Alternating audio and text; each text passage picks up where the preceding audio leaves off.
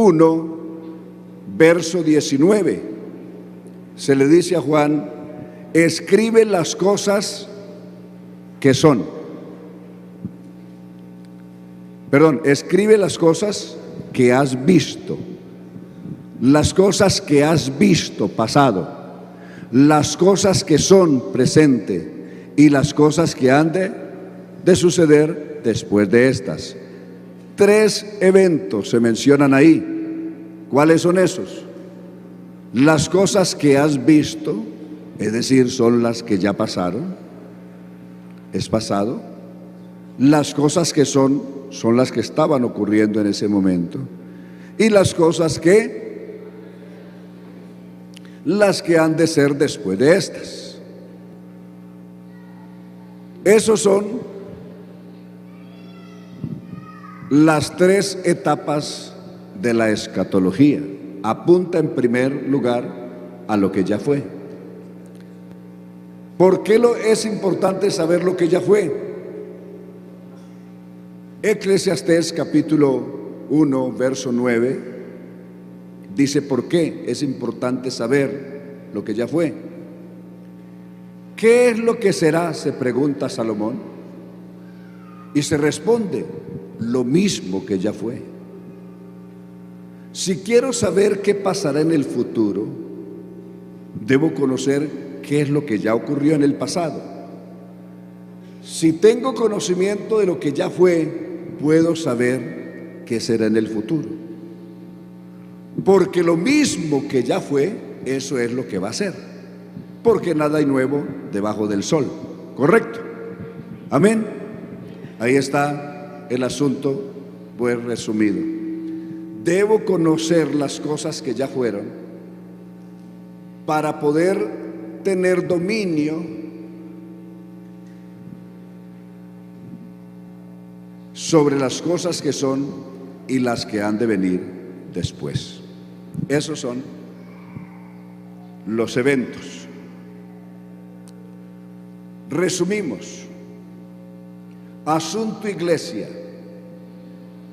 ¿Qué es la iglesia? ¿Qué es el concepto iglesia? ¿Por qué es importante saber concepto iglesia? La gente pregunta frecuentemente: ay, hermano, ¿cómo le parece que tengo una vecina? Lo más de querida la vecina, si usted viera. Tuvo una bebé y se le murió la bebé. Esa bebé, cuando la iglesia sea recogida, ¿será recogida con la iglesia? Pero es que mi vecina no es convertida. Ella es requete católico, requete mormona. Pero ¿será que su niña, cuando la iglesia sea recogida, es recogida con la iglesia? Preguntas como esas. Eso demuestra de que la gente no está informada de qué es la iglesia. La iglesia es un capítulo aparte. Mire, Dios, de hecho, Dios no va a juzgar a ningún niño, no le va a hacer ningún juicio a ningún niño. No está condenando niños. Dios no es un juez que está condenando niños. Pero que Dios no los juzgue y la salvación de ellos no tiene problemas, Dios los salvará, pero no hacen parte de la iglesia. Una cosa es ser salvo y otra cosa es hacer parte de la iglesia. Iglesia es un capítulo completamente aparte. No, ¿y qué pasará con los justos del Antiguo Testamento? ¿Será que hacen parte de la iglesia?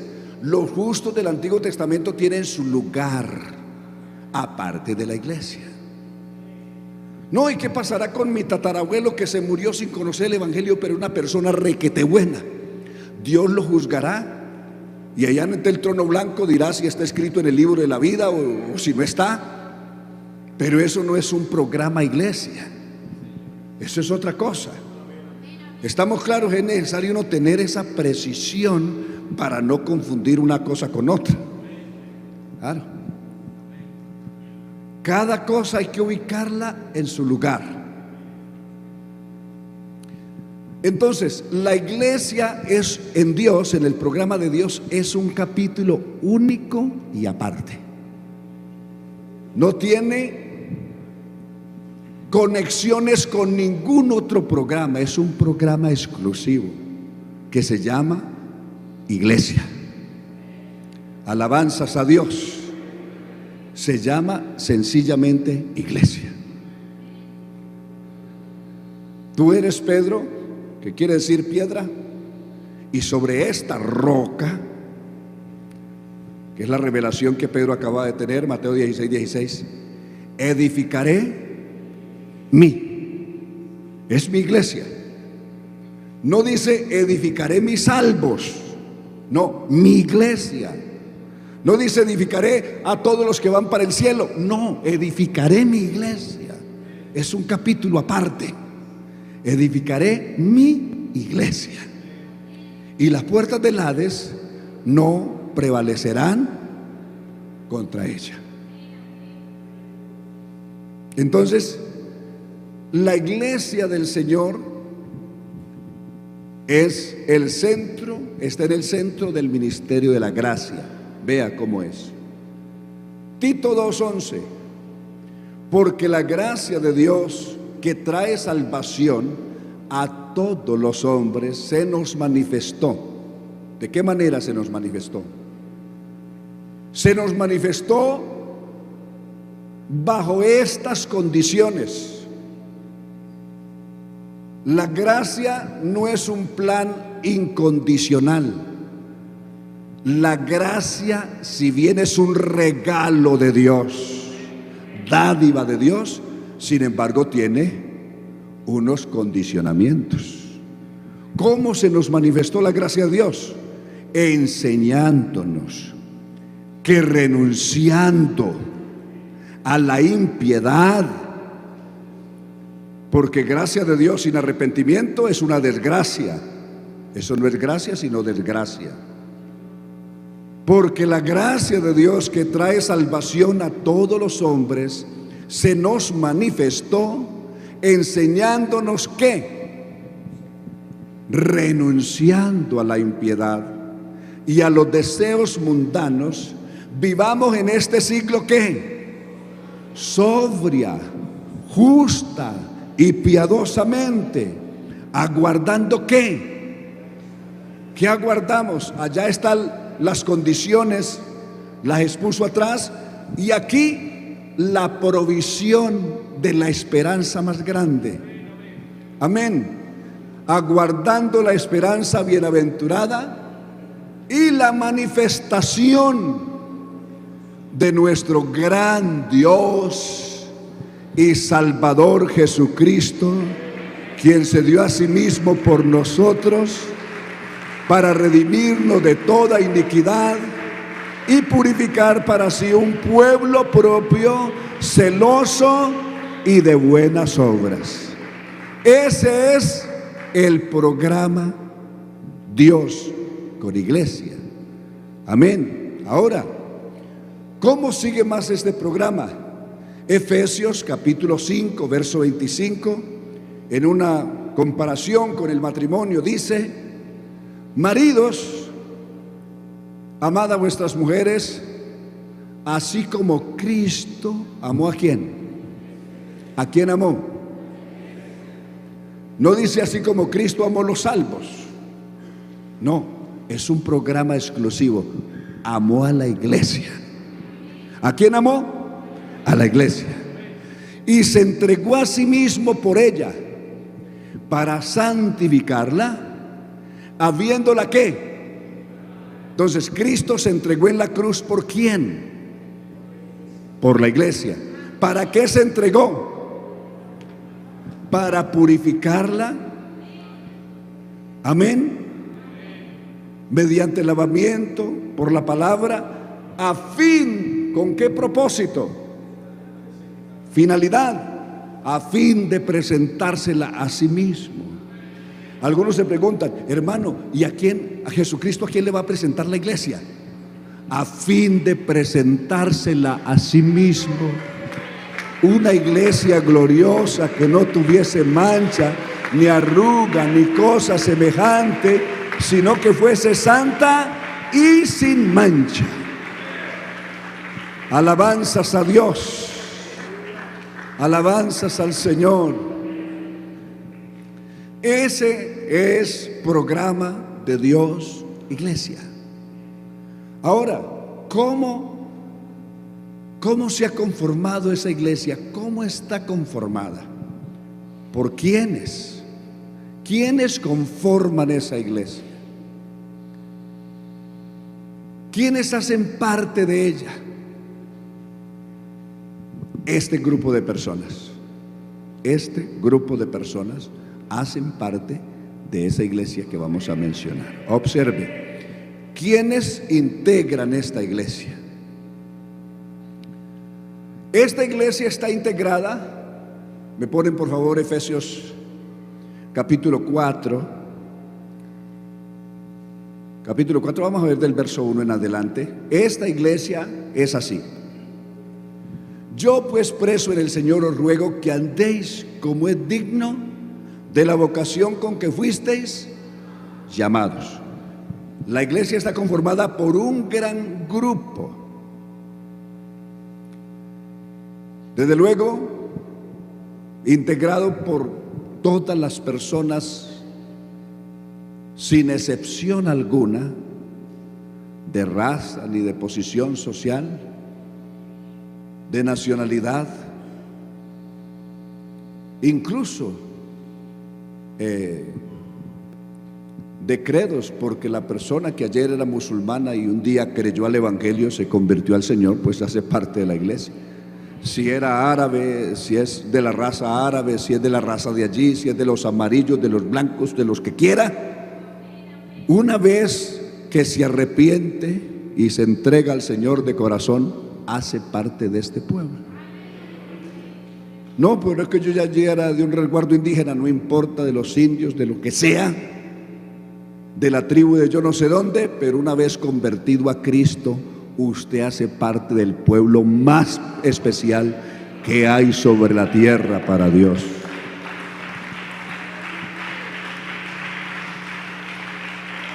Aleluya. Entonces mire cómo sigue.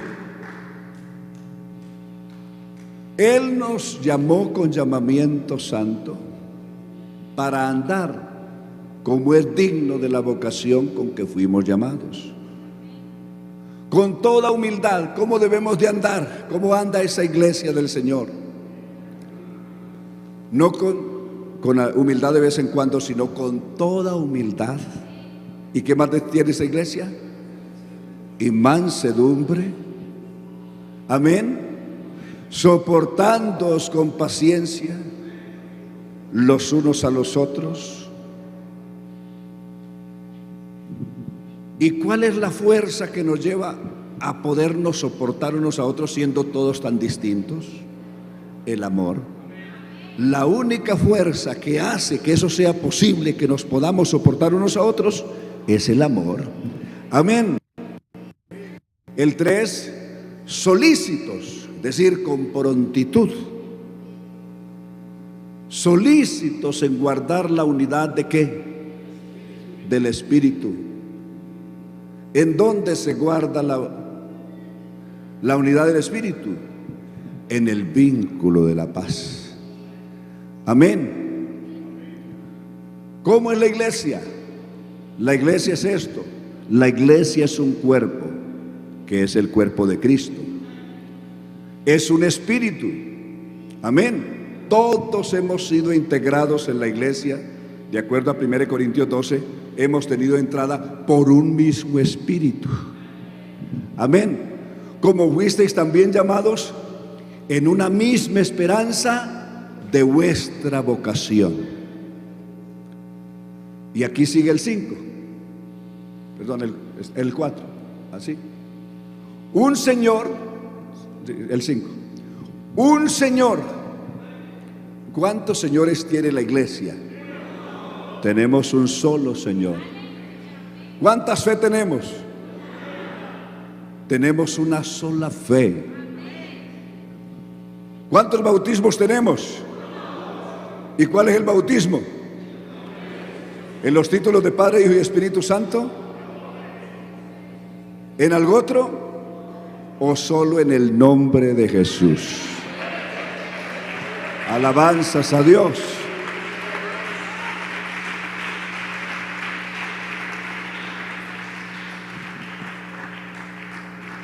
Esa iglesia es esa que acabamos de ver, La iglesia de Jesucristo es esa que vemos en la Biblia, no es otra.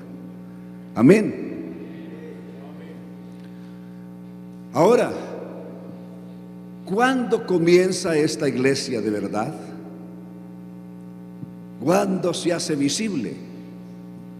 El día de Pentecostés esta iglesia se hace visible al mundo. Amén. Alabanzas a Dios. Hechos 2:38 dice: arrepentíos y bautícese. ¿Cómo comienza la iglesia? ¿Cómo comenzó usted? ¿Cómo comencé yo? El día que oímos el Evangelio. Nos retrocedemos un poquito al verso 36. 2:36. Observe lo que dijo. Es muy importante prestarle atención al texto como está. Observe lo que dice el texto. Sepa ciertísimamente. Ese término, ciertísimo, es que no hay lugar a error, no hay lugar a equivocación, no puede ser de otra manera. Alabanzas a Dios. Ciertísimamente que este Jesús, el que ustedes crucificaron, Dios lo ha hecho Señor y Cristo. Si hay algo que uno necesita saber con todo el alma, es esto. Alabanzas a Dios, que el Cristo que murió por mí, murió por mis pecados, murió para mi salvación, que es el mismo que resucitó, es el mismo que me acompaña todos los días que yo vivo aquí, y si el fin del mundo viniera, me acompaña hasta el fin del mundo. Que es el mismo que vuelve otra vez y que yo todos los días lo estoy esperando. Aleluya.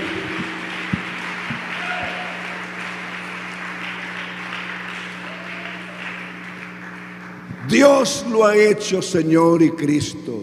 Él es el Señor, Él es el Cristo, el Salvador, el Mesías, Él es todo. Cuando oyeron esto se compungieron de corazón. O sea, el mensaje fue muy poderoso y les quebrantó el corazón. Y ahí es donde preguntan: varones hermanos, ¿qué haremos? ¿Qué necesitamos para ser salvos? Miren lo diferente del mensaje de la iglesia del Señor con los mensajes que no son iglesia. Los mensajes que no son iglesia del Señor le dicen a la gente: no, venga, haga la oración de fe, diga: Jesucristo, te acepto en mi corazón como mi Salvador, y ya usted es salvo, listo para el cielo. ¿Es eso lo que la Biblia dice? Entonces el mensaje de la iglesia es completamente diferente a cualquiera de esos mensajes. Ni se le dice a la gente: venga, ¿sabe qué? Venga, confiésese conmigo y le doy uno que otro solvo, y luego usted comulga y listo, usted está para el cielo listo. ¿Cierto que nada de eso aparece ahí? Entonces el mensaje de la iglesia es el mensaje de la Biblia. La iglesia verdadera de Jesucristo no tiene una doctrina particular. Tenemos el auténtico mensaje de la Biblia. Alabanzas a Dios.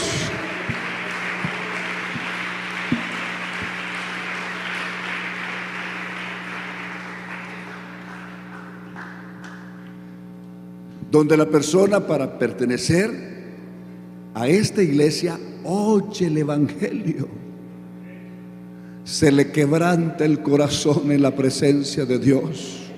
En consecuencia se arrepiente de todos sus pecados y renuncia a todo lo malo que ha hecho y lo que ha sido, y entrega de verdad su vida a Cristo con todo el corazón. cumple aquello que Jesús dijo en Mateo 16:24: si alguno quiere venir en pos de mí, niéguese.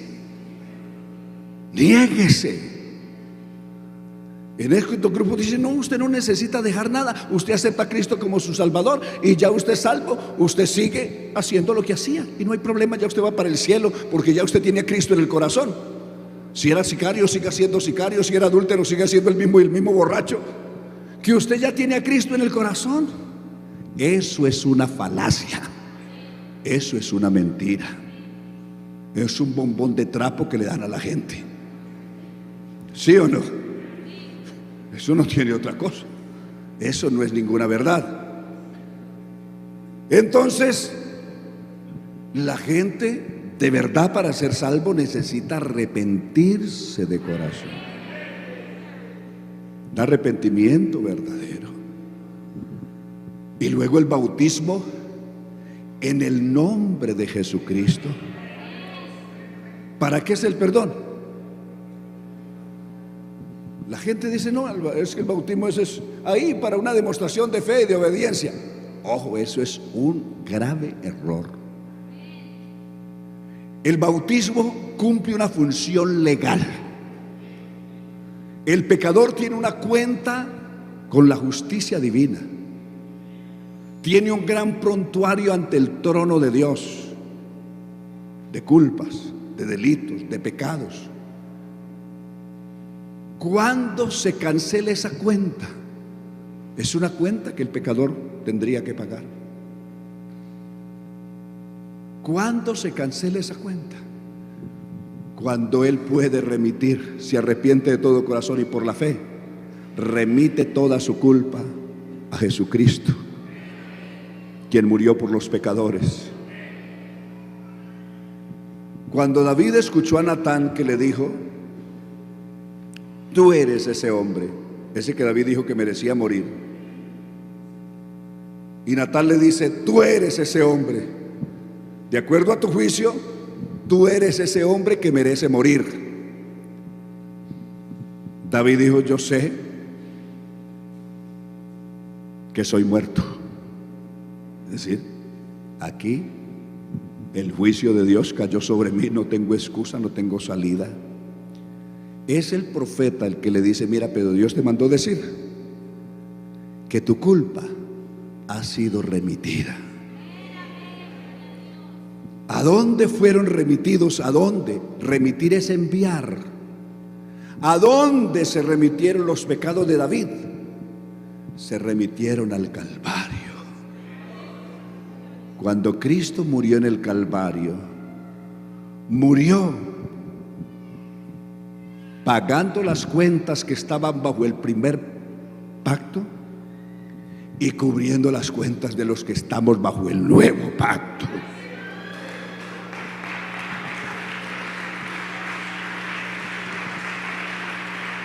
Es decir, la obra de Cristo es hacia atrás y hacia adelante.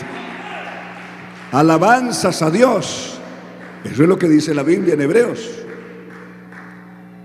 Hebreos 10:13 en adelante está diciendo eso. Bueno,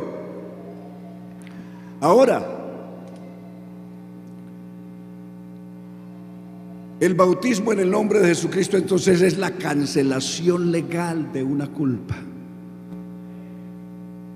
Llego ante el trono de la justicia divina y me presento. Tengo una deuda aquí por cancelar, pero aquí les traigo este cheque que mandó Jesucristo pagando la cuenta mía. Aleluya. Él me dio ese cheque para que pagara en nombre de Él. Y con todo queda cancelado. Entonces el bautismo en el nombre de Jesucristo es la cancelación legal.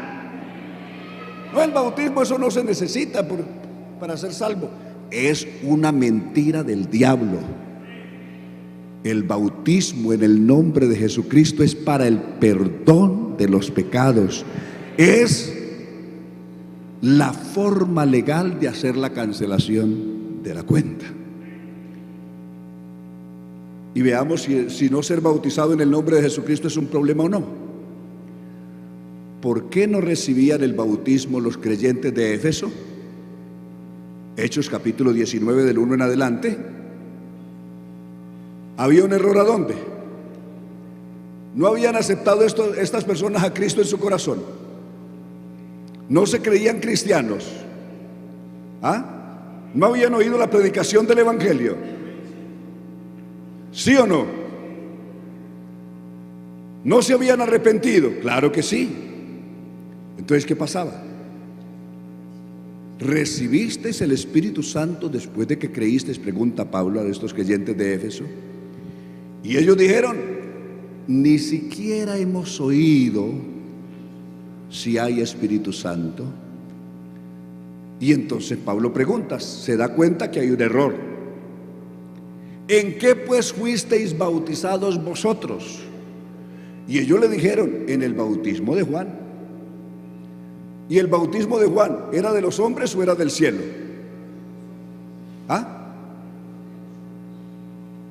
Jesús les hizo esa pregunta a los fariseos.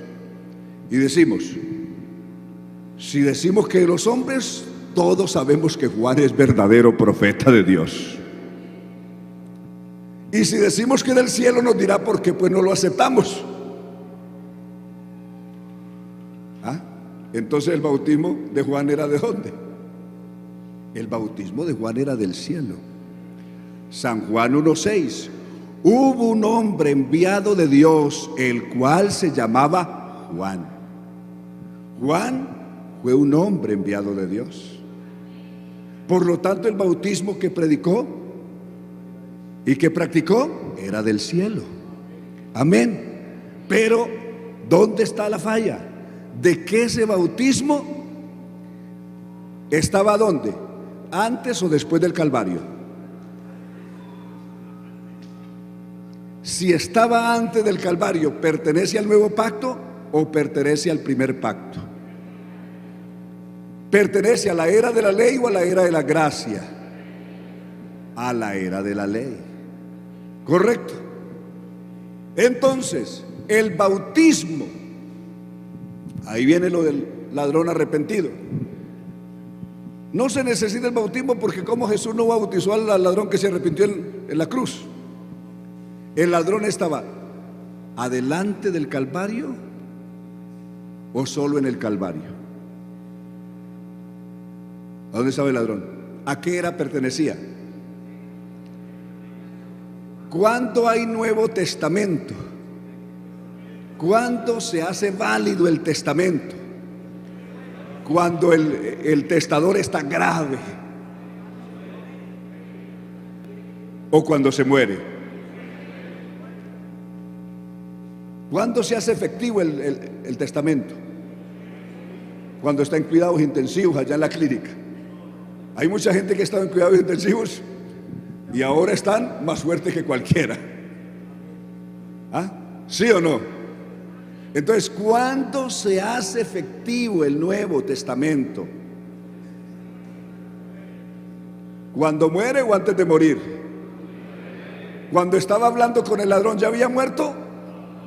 Estaba colgado de la cruz, pero no había muerto.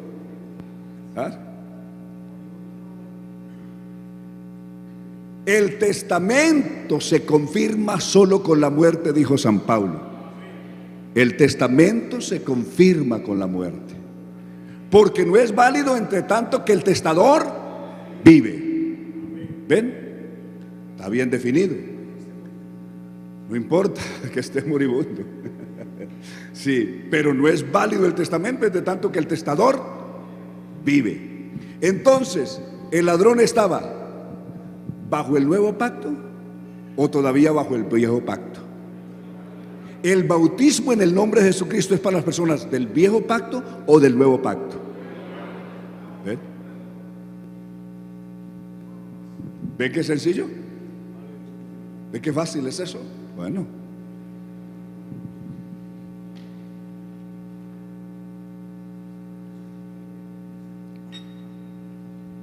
la pregunta entonces, ¿el ladrón arrepentido hace parte de la iglesia? ¿Sí? ¿O no hace parte de la iglesia? Bueno, si los veo Sí, lo veo como que están prestando atención. No estamos diciendo que el ladrón arrepentido se condenó, sino que no hace parte de la iglesia, porque la iglesia es un programa exclusivo de Dios en el nuevo pacto. Exclusivo del nuevo pacto. Es un programa de Dios exclusivo en el nuevo pacto y no tiene nada que ver con otros eventos.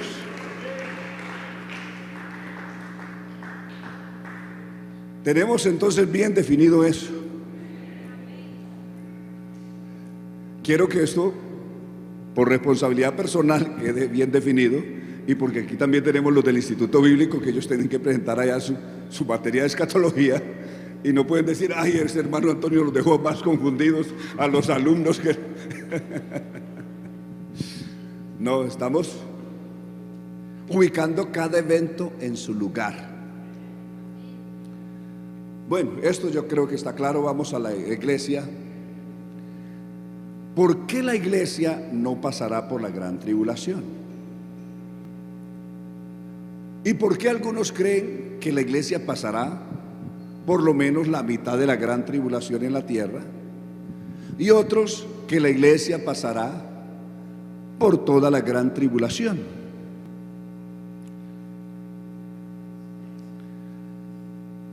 El único texto que buscan, al que recurren para decir que la iglesia pasará por la gran tribulación, es Apocalipsis capítulo 7. No tienen otro donde echar mano. Ya he hablado con los que tienen las más diversas creencias respecto de esto. El capítulo 7 del libro de Apocalipsis es el programa de Dios con Israel en el tiempo de la gran tribulación, y nada tiene que ver con la iglesia.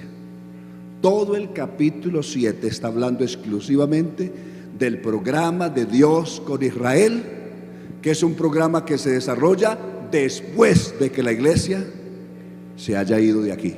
¿Correcto? Alabanzas a Dios.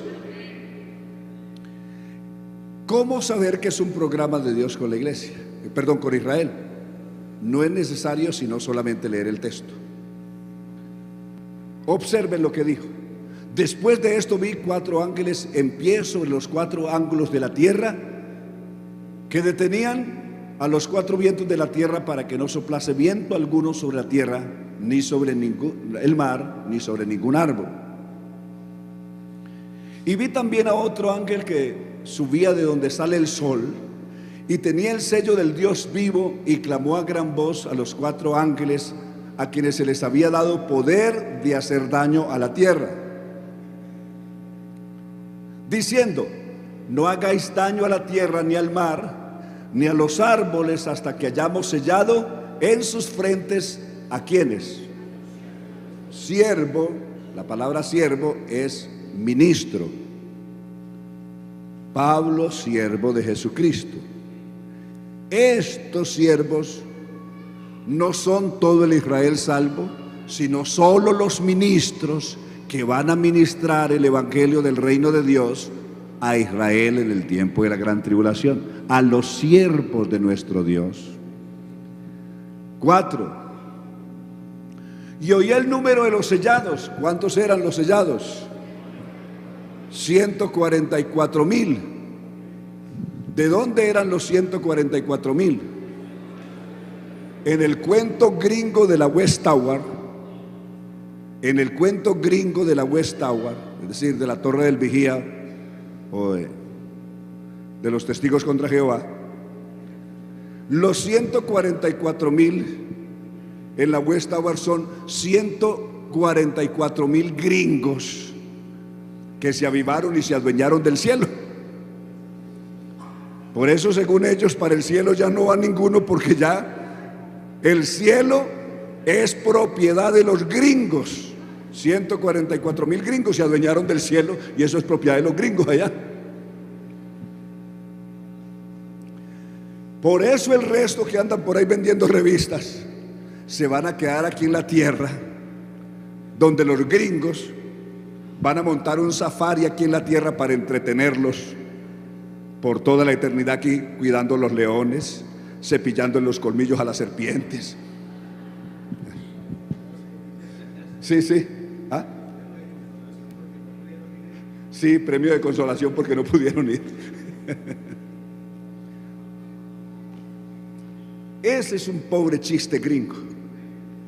Hay doctrinas que no vale la pena siquiera un vistazo porque son tan pobres de argumento que no vale nada. Ese es el cuento de esta pobre doctrina.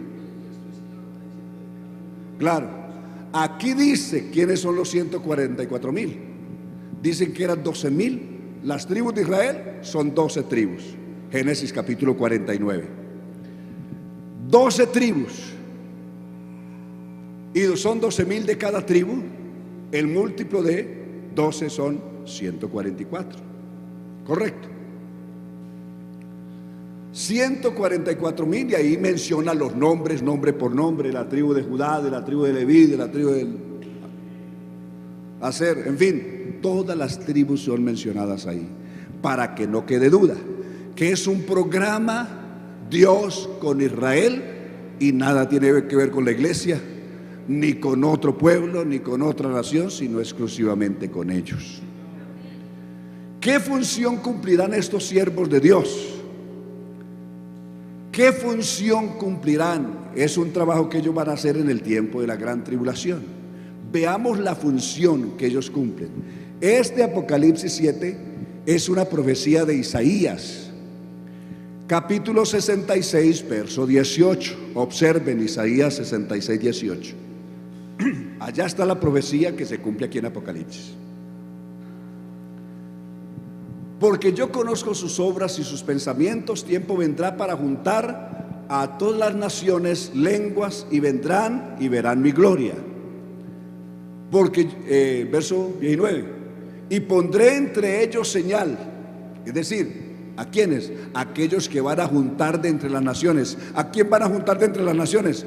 A los judíos dispersos por todas las naciones del mundo, como fueron dispersados desde el año 68 de la era cristiana, en el 135, en fin.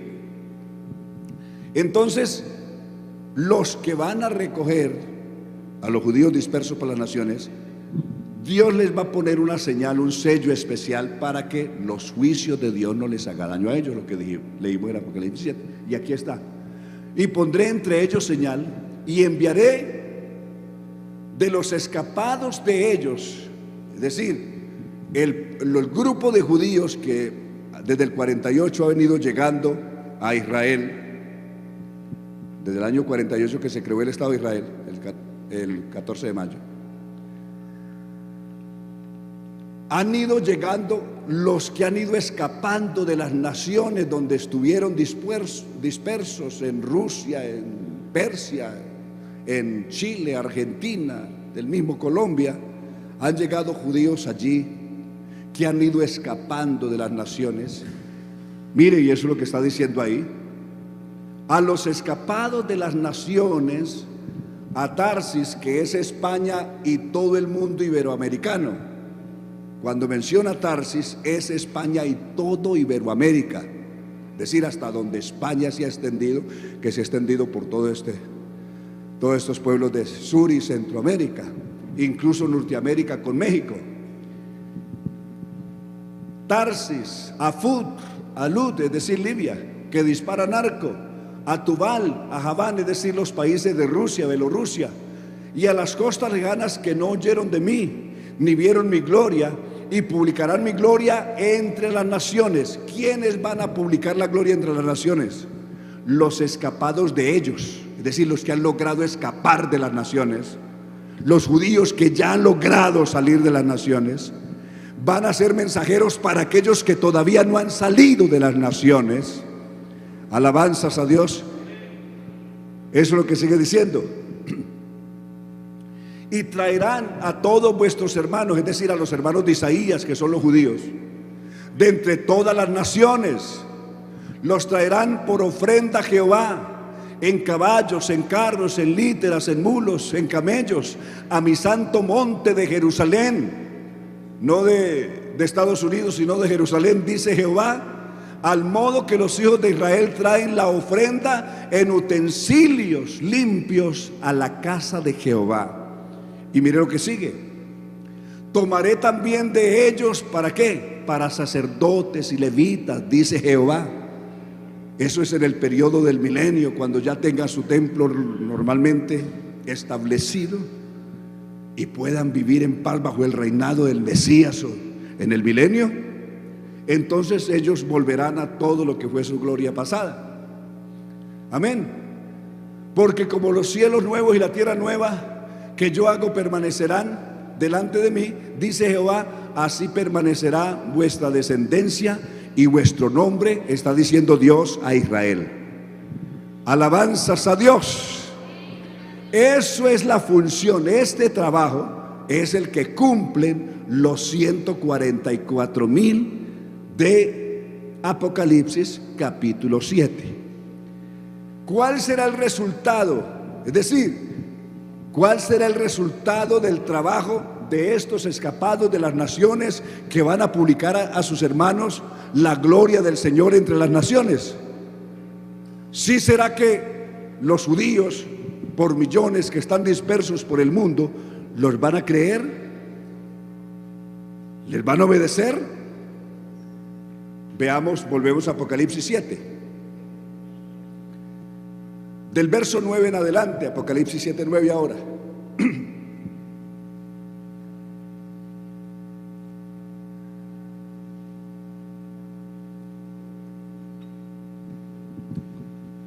Después de esto miré,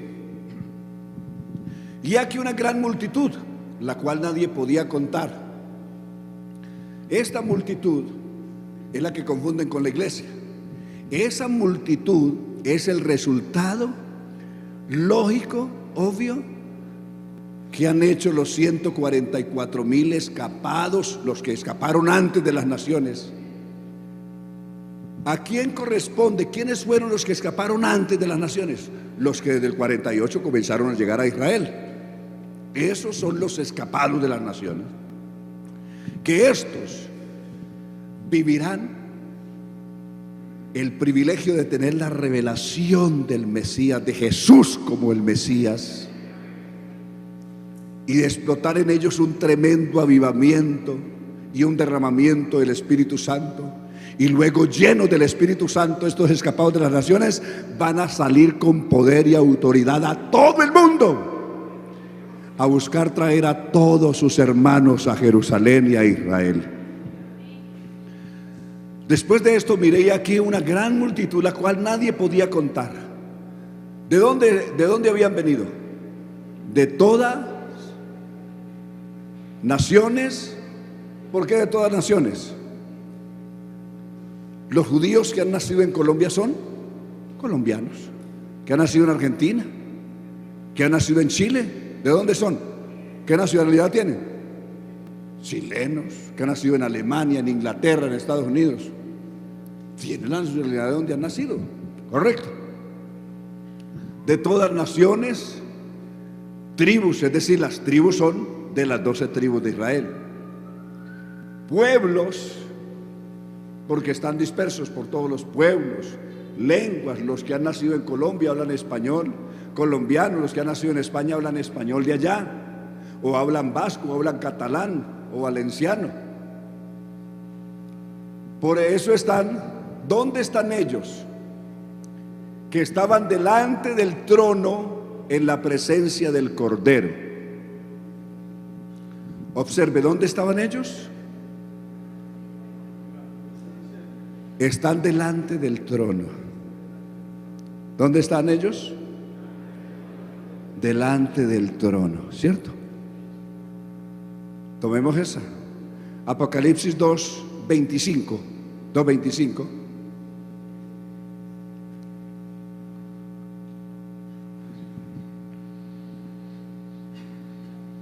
Pero lo que tenéis, retenerlo hasta que yo venga.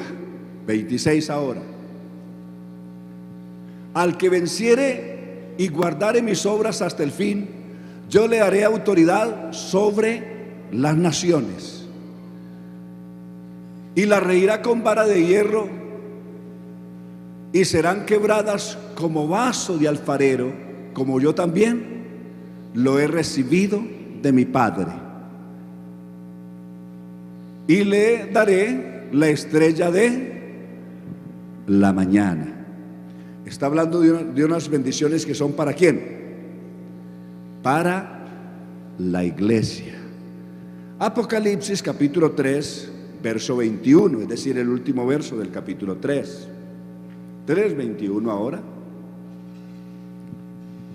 Al que venciere le daré que se siente conmigo, ¿dónde?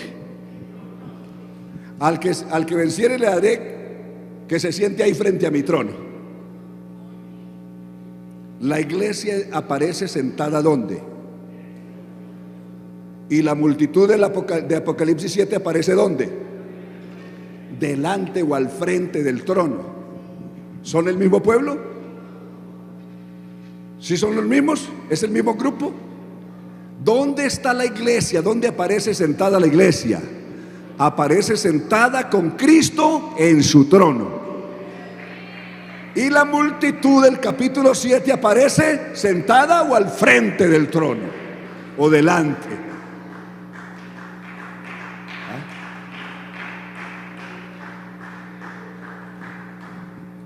Aleluya. Uno no puede torcer la Biblia y confundir los programas. El capítulo 7 es exclusivo de Israel y nada tiene que ver con la iglesia. Alabanzas a Dios.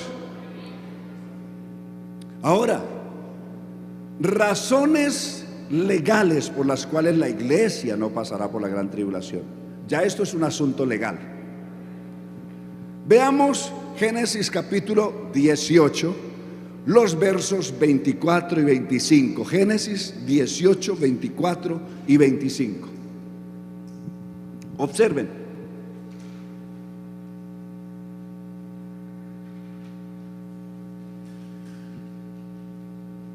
Está haciendo ¿qué?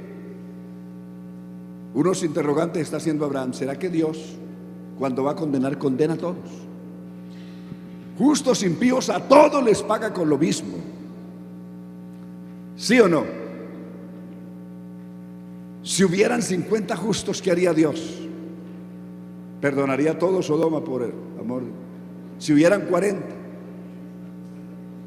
si hubieran 30. Pero ocurre que apenas halló uno, porque ni la mujer la encontró justa, ni las hijas tampoco, solo había uno. Entonces ese uno que salga de ahí y trae el juicio sobre el resto. Verso 25. Lejos de ti el hacer tal que hagas morir al justo con el impío, que sea el justo tratado como el impío. Nunca tal hagas. El juez de toda la tierra no ha de hacer lo que es justo.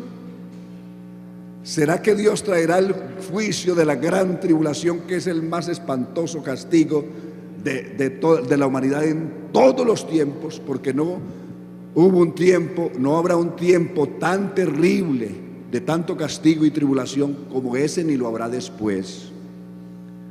¿Será que Dios castigará al justo juntamente con el impío? Aquí dice, legalmente, Abraham dice, el juez justo legalmente no puede hacer eso. El juez justo no hará eso. Alabanzas a Dios. Eso entonces es un asunto legal. ¿Estamos claros? Es un asunto legal. Ahora, en la provisión de la justificación, porque la justificación trae unos resultados, unos privilegios para los que hemos sido justificados, que están en el capítulo 5 de Efesios. Esta es la provisión o la lista de privilegios de los que hemos sido justificados por la fe en su sangre. Y es esta. Romanos 5. Justificados, pues aquí va a hablar de los resultados y de los privilegios de haber sido justificados. Justificados pues por la fe. ¿Qué tenemos? Aquí habla de lo que tenemos los justificados. Va a ser una lista de los privilegios que tenemos los justificados. Justificados pues por la fe, tenemos, habla de un listado. Tenemos, ¿qué tenemos en primer lugar? Tenemos paz. Tenemos entrada por la fe a esta gracia en la cual estamos firmes y nos gloriamos en la esperanza de la gloria de Dios.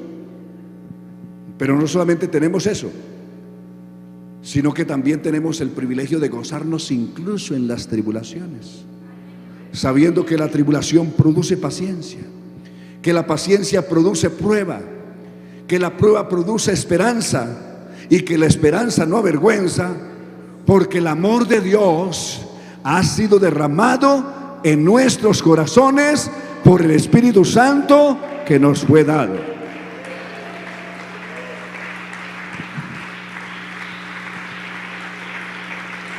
Aleluya. ¿Y a qué se debe eso? ¿Cómo fue posible? ¿Cómo hizo Dios posible eso? Que a personas que éramos un grupo de pecadores sin ninguna esperanza, sin Dios, sin promesas, ahora tengamos esos privilegios. Entonces lo dice el verso 6, ¿cómo fue hecho posible? Porque Cristo, cuando aún éramos incapaces de salvarnos, éramos débiles, a su tiempo murió por los impíos. Apenas morirá algún justo por el impío. Con todo esto pudiera ser que alguno quisiera ofrecerse a morir por algún bueno. Pero el verso 8 dice: mas Dios fue más allá de donde puede ir cualquier misericordia humana. Mas Dios muestra su amor para con nosotros, que en que siendo aún pecadores, Cristo murió por nosotros.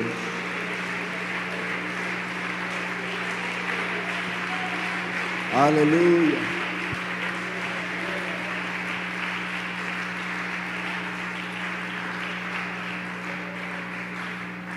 Y el verso 9 y 10, note lo que dijo, 9 y 10.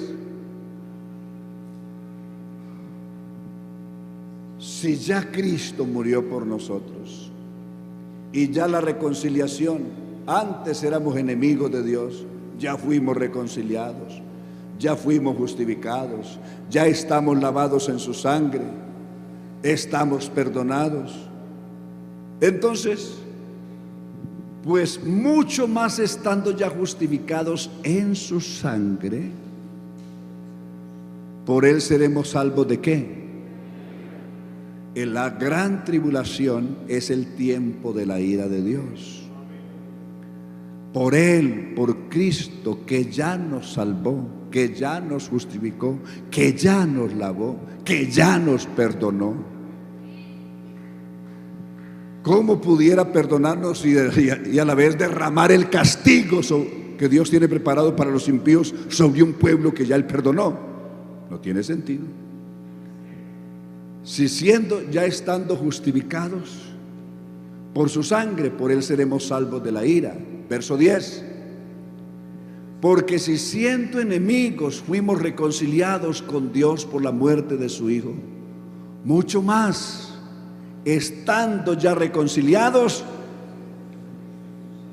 seremos salvos por su vida. Alabanzas a Dios. Primera de Tesalonicenses 1:10. Primera de Tesalonicenses 1:10. Observen lo que dijo.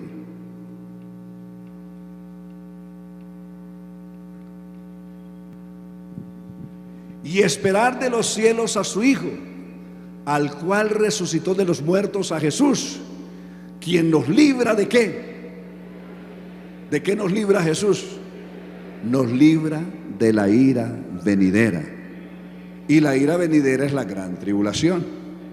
Alabanzas a Dios. 1 Tesalonicenses 5:9. 1 Tesalonicenses 5:9.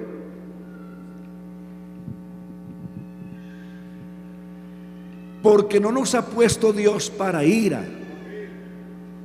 Dios no nos ha puesto en su iglesia, en su pueblo, para ira, sino para alcanzar salvación por medio de nuestro Señor Jesucristo.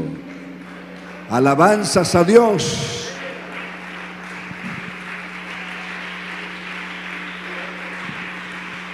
Aleluya.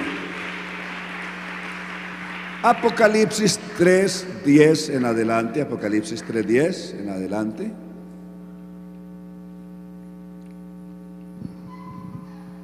Por cuanto has guardado la palabra de mi paciencia, promesa de Dios, yo también te guardaré.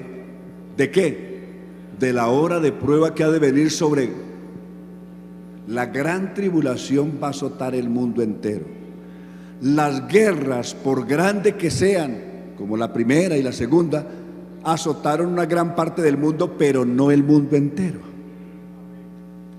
El único evento que va a azotar el mundo entero es la gran tribulación. Y aquí lo dice: el Señor nos librará de la hora de prueba que ha de venir sobre el mundo entero, para probar a los que moran sobre la tierra.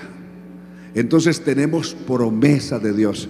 El Señor comprometió su palabra, y su palabra no falla, de que Él nos librará de la hora de prueba que ha de venir sobre el mundo entero.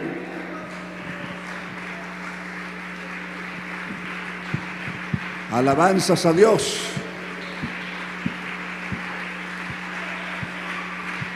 Aleluya.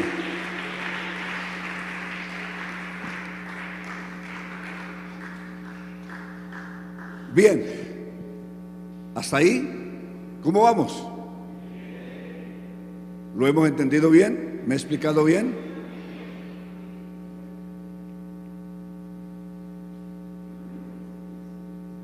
Bueno, ya si se pierde no es la culpa mía, ¿no?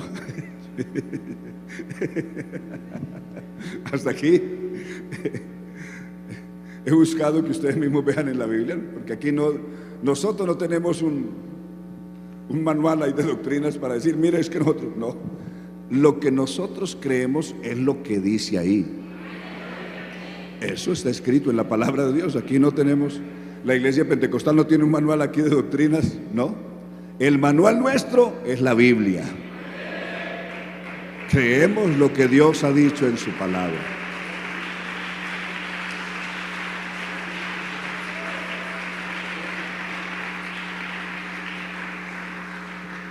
Bien, un poquito sobre escatología personal, individual. Ya esto, el recogimiento de la iglesia, pues lo estuvimos viendo anoche, lo hemos visto siempre. ¿En qué momento es recogida la iglesia? Entonces, en conclusión, ¿antes, en la mitad de la gran tribulación o después de la gran tribulación? A ver, ¿cómo lo entendieron? Ya ustedes vieron la justificación, las razones por las que la iglesia no pasará por la gran tribulación. Entonces, recogida antes. ¿Correcto? Bien, un poco de escatología personal. ¿Dónde están los muertos ahora? Si fue una persona muy mala y se murió sin Cristo, ¿dónde está? ¿Dónde está Hitler, por ejemplo? ¿Ah? ¿Dónde está Hitler en esta hora? Hitler. ¿Dónde está? ¿Ah? ¿Dónde está Hitler? Por ahí algunos que han pasado por el infierno han visto a Michael Jackson allá, y que está con muchos problemas en el infierno, dicen.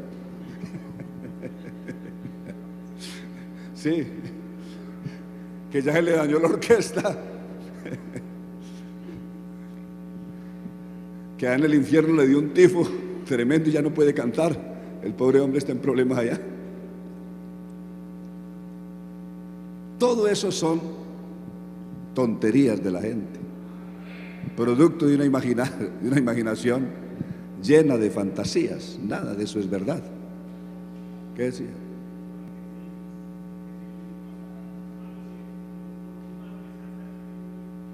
Todo el mundo está en el mismo lugar. ¿Quién ubicó a los muertos en un solo lugar? Jesús. Y si Jesús es el que va a juzgar a los vivos y a los muertos, y Él dice, Él los ubicó a todos en el mismo punto. San Juan 5:28, Jesús, mire lo que enseñó Jesús. Jesús dijo concretamente esto: no os maravilléis de esto, porque viene la hora. Él no comienza a hacer una lista de lugares. Bueno, los que están en el purgatorio, después los que están en el infierno, después los que están en el lago de fuego, después los que están en el cielo. No, ¿a dónde ubicó los muertos? Los ubicó a todos en el mismo lugar. ¿Qué dijo Jesús? No os maravilléis de esto, porque viene la hora cuando todos los que están, ¿a dónde están? En los sepulcros oirán la voz ¿de quién? Del Hijo del Hombre. Los que hicieron lo bueno saldrán a resurrección de vida, y los que hicieron lo malo, entonces los que hicieron lo bueno, ¿dónde están? Los que hicieron lo bueno están ¿a dónde ahora? En los sepulcros. Y los que hicieron lo malo están ¿a dónde? En los sepulcros. Porque viene ahora cuando todos los que están en los sepulcros oirán la voz del Hijo del Hombre. Los que hicieron lo bueno, es decir, los salvos, saldrán a resurrección de vida. Y los que hicieron lo malo, ¿dónde están? Que están también en los sepulcros, saldrán a condenación. Lo había profetizado Daniel, capítulo 12 de Daniel, verso 1. Es decir, Jesús está citando Daniel capítulo 12. En aquel tiempo se levantará Miguel, el gran príncipe, que está de parte de los hijos de tu pueblo, y será tiempo de angustia cual nunca fue, desde que hubo gente hasta entonces, ni la habrá después. En aquel tiempo, le dice el ángel a Daniel, será libertado tu pueblo. Es decir, el pueblo de Daniel va a ser libertado en el tiempo de angustia, en el tiempo de la gran tribulación. Y luego dice, y muchos de los que duermen, ¿dónde? En el polvo de la tierra. No dice los que están allá en el infierno, en el purgatorio, en el limbo. ¿Duermen dónde? En el polvo de la tierra. Serán despertados unos ¿qué? Para vida eterna. Quiere decir que los salvos duermen en el polvo de la tierra, y los no salvos también duermen en el polvo de la tierra. Unos serán despertados para vida eterna y otros para confusión, para vergüenza y confusión perpetua. Veamos un poco más de esto de escatología individual. Nos ubicamos en el libro de Job, el capítulo 14 y el verso 11.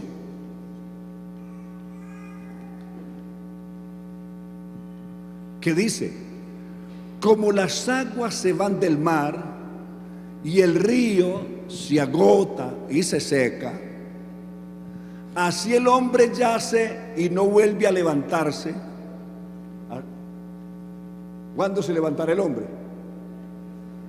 Se muere y ahí mismo se va para el cielo si es salvo, ¿cierto?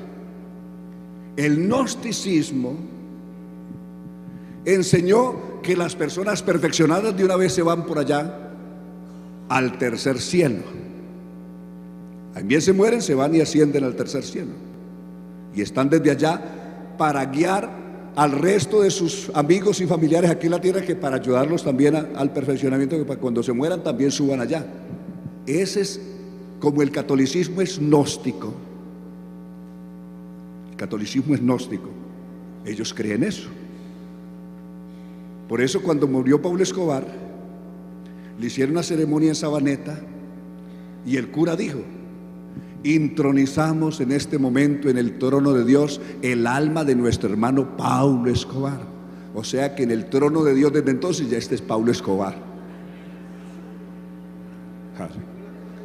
¿Ah? Se complicó porque imagínense, en el trono de Dios este es Pablo Escobar. Grave eso.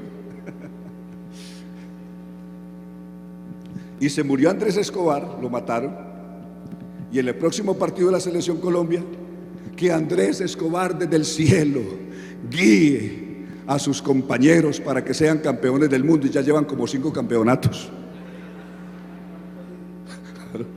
Andrés Escobar ayudándoles desde arriba. 5 campeonatos del mundo lleva Colombia. Claro, pues por fuera.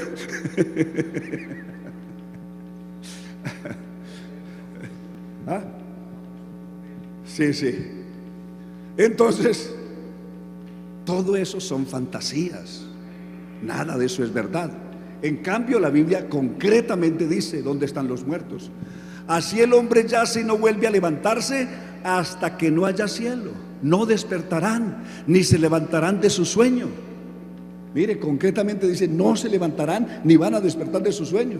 Si a usted le alan los pies, no cree que es ningún muerto, ningún amigo suyo que le está alando los pies. No despertarán ni se levantarán de su sueño. Tenga cuidado con la vecina o con el vecino si le están jalando los pies. Claro, a la resurrección. Así que el hombre, verso 13, aquí tiene la respuesta, ahí sigue diciendo, es decir, siga leyendo, y tiene la respuesta, hermano, solo siga leyendo. Oh, ¿quién me diera que me escondiera en el Seol? El Seol aquí es el sepulcro. Que me encubrieses hasta que apaciguarse tu ira, que me pusieses plazo y de mí te acordaras. Esto es muy importante, hasta apaciguarse su ira, ya que los justos del Antiguo Testamento van a resucitar exactamente después de la ira del Señor de la gran tribulación. Es muy importante esa anotación que hizo Job ahí. Si el hombre muriere, se pregunta Job, ¿volverá a vivir? ¿Qué responde? Todos los días de mi edad esperaré hasta que venga mi liberación. Mire, Job sabía que se iba a morir, iba a estar en el sepulcro, convertido en polvo. Entonces me llamarás y yo te responderé. Tendrás afecto de la hechura de tus manos. Job sabía dónde iba a estar. ¿Dónde iba a estar Job? En el polvo de la tierra. Capítulo 19, verso 23. Si eso no bastara para entenderle a Job en su mensaje, nos trasladamos y vemos lo que él escribió después.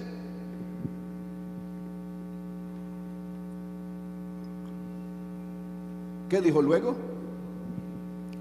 ¿Quién me diese ahora que mis palabras fuesen escritas? ¿Quién me diese que se escribieran en un libro?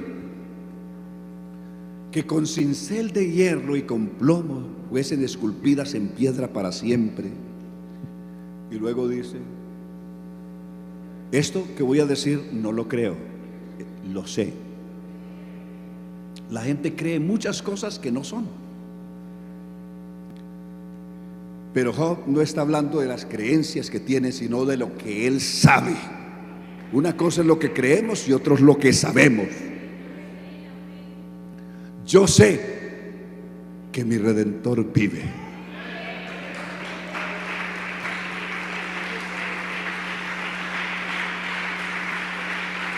Y al fin se levantará sobre el polvo. ¿Qué es lo que sabe? Yo sé que después de deshecha está mi piel. No dice yo sé que después de que me vaya al purgatorio, que me vaya al infierno, que me vaya al limbo. No, que se deshaga mi piel. Con mis ojos. Que se deshaga esta mi piel en mi carne. En mi carne he de ver a Dios, al cual veré por mí mismo, y mis ojos lo verán.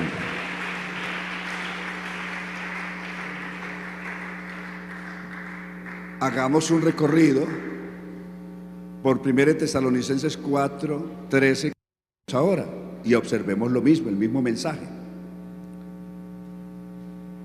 Tampoco queremos, hermanos, que os entristezcáis como quienes, como los otros que no tienen esperanza. Es decir, el mundo de los muertos está dividido en dos, aunque todos están en el mismo lugar. Sin embargo, hay dos grupos: los que murieron en esta esperanza gloriosa y los que murieron sin esta esperanza gloriosa. Tampoco queremos, hermanos, que os entristezcáis como los otros que no tienen esperanza. Porque si creemos que Jesús murió y resucitó, ¿cuántos creemos que Jesús murió y resucitó? ¿Cuál es el proceso? Es decir, Jesús nos dijo qué pasa con los muertos. Los muertos mueren y resucitan. Los muertos mueren, no se reencarnan. No se van de inmediatamente al cielo ni se van de inmediatamente al infierno. Es necesario morir y resucitar. Hay dos cosas que van unidas: la muerte y la resurrección. No la muerte y el juicio, no la muerte y la condenación, sino la muerte y la resurrección. Después de la resurrección, Dios establece el juicio y cada quien a su lugar. ¿Correcto? Si creemos, es decir, ese es lo que Cristo hizo, es lo que tiene que pasar con todo muerto. No va a pasar de otra manera, sino como pasó con Cristo. Si creemos que Jesús murió y resucitó, así también traerá futuro. No dice así ya trajo el Señor a todos los que en Él. No, traerá futuro. Traerá Dios con Jesús ¿a quiénes? A los que durmieron en Él. Por lo cual os decimos esto no en palabras de Pablo, ni de Antonio, ni de la iglesia pentecostal, sino en palabras del Señor. Eso lo dijo el Señor. Os decimos esto en palabra de ¿quién? ¿Qué dice ahí? Del Señor. ¿Sí o no? Os decimos esto en palabra del Señor, que nosotros que vivimos, es decir, los que todavía estamos aquí, si el recogimiento, si la parusia, el recogimiento de la iglesia fuera ahora, fuera a las 12, que faltan unos minuticos para las 12, si ocurriera a las 12 y resulta que usted y yo estamos aquí vivos, ¿qué pasaría? Los hermanos que están muertos, que han muerto, que han dormido, ¿se quedarían muertos allá y nosotros nos vamos? ¿O ellos resucitarían y unidos todos partiríamos de aquí juntos? Entonces es lo que está explicando. Por lo cual os decimos esto en palabra del Señor, que nosotros los que vivimos, los que hemos quedado, no nos vamos a anticipar, adelantar, no precederemos a los que durmieron, porque el Señor mismo, con voz de mando, con voz de arcángel, con trompeta de Dios, descenderá del cielo, y los muertos en Cristo resucitarán primero. Luego nosotros, si es que estamos vivos, luego nosotros los que vivimos, los que hayamos quedado, seremos arrebatados. Aleluya. Aleluya.